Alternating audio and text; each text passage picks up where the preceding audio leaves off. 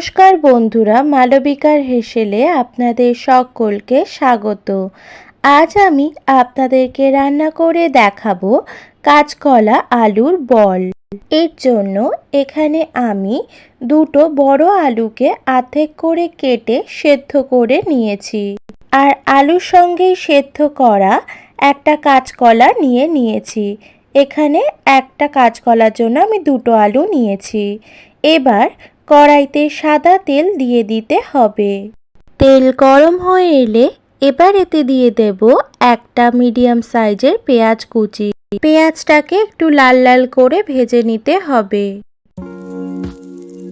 পেঁয়াজটাকে লাল করে ভেজে নেওয়ার পর এবার এতে দিয়ে দিলাম 14-15টা লম্বা করে কেটে রাখা রসুনের কুচি।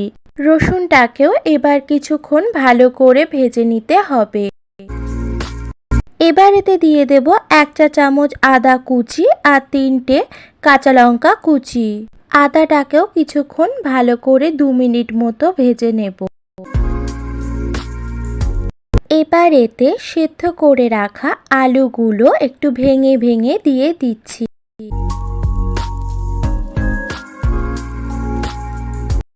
আর দিয়ে দিচ্ছি সেদ্ধ করে রাখা একটা কাঁচকলা। ভালো করে এবার আলু আর কাঁচকলাটাকে ভেজে নিতে হবে।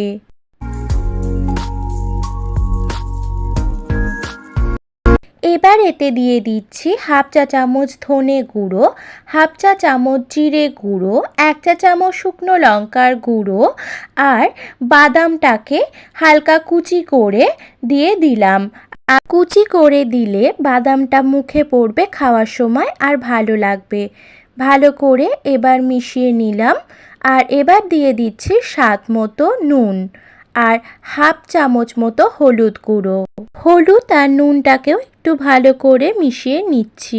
এবার 2-3 মিনিট মতো পরে দিয়ে দিচ্ছি 1/2 চা চামচ গরম মশলার গুঁড়ো। গরম মশলা গুঁড়ো দেওয়ার পর এবার ভালো করে মিশিয়ে নিলেই পুরটা নামিয়ে নেব। এবার পুরটা দিয়ে ছোট ছোট গোল গোল তৈরি করে নেব।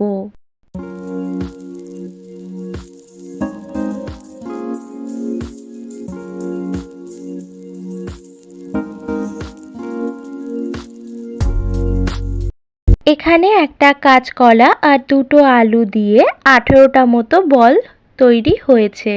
এবার একটা পাত্রে নিয়ে নিলাম দুটো ডিম। এবার ডিমের মধ্যে সামান্য নুন দিয়ে ডিমটাকে ভালো করে ফেটিয়ে নিতে হবে। এবার কাঁচকলা আর আলুর পুরের যে বলগুলো সেইগুলোতে ডিমের গোলায় ডুবিয়ে ময়দার মধ্যে একটু মাখিয়ে নেব। এইভাবে প্রত্যেক কটাতেই ডিমের গোলায় ডুবিয়ে একটু ময়দাতে মাখিয়ে নেব।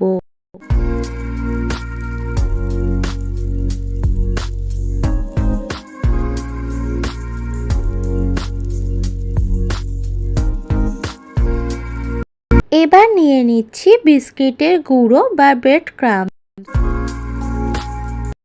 এবার ওই কাঁচকলার বলগুলোকে আরেকবার ডিমের গোলার মধ্যে চুবিয়ে এবার ব্রেড ক্রাম্বসে ভালো করে একটা কোটিং করে নিতে হবে। এবার আরেকবার ডিমের গোলাতে চুবিয়ে আরেকবার কোটিং করে নেব। এবার একটু ভালো করে 2 হাত দিয়ে পাকিয়ে গোল করে নিতে হবে।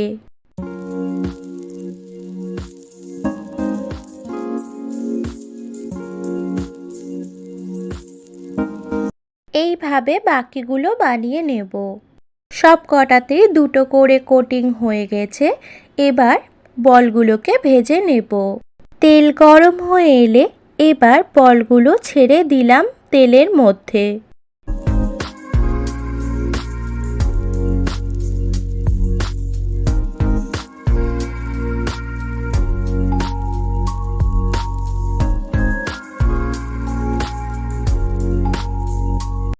ভালো করে দু পিঠটা ভেজে নিতে হবে লাল লাল করে।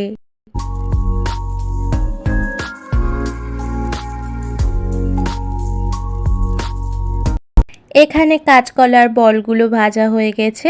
এবার তুলে নেব আর বাকি বলগুলো এভাবেই ভেজে নেব। কোনো এক বৃষ্টির দিনের সন্ধেতে এই কাঁচকলা আলুর বল কিন্তু সন্ধেটাকে জমিয়ে দেবে। আমার রান্নাটি যদি আপনাদের ভালো লেগে থাকে তাহলে লাইক করবেন, কমেন্ট করবেন, সাবস্ক্রাইব করবেন আমার চ্যানেলটিকে। ফিরে আসবো পরের দিন নতুন রেসিপি নিয়ে।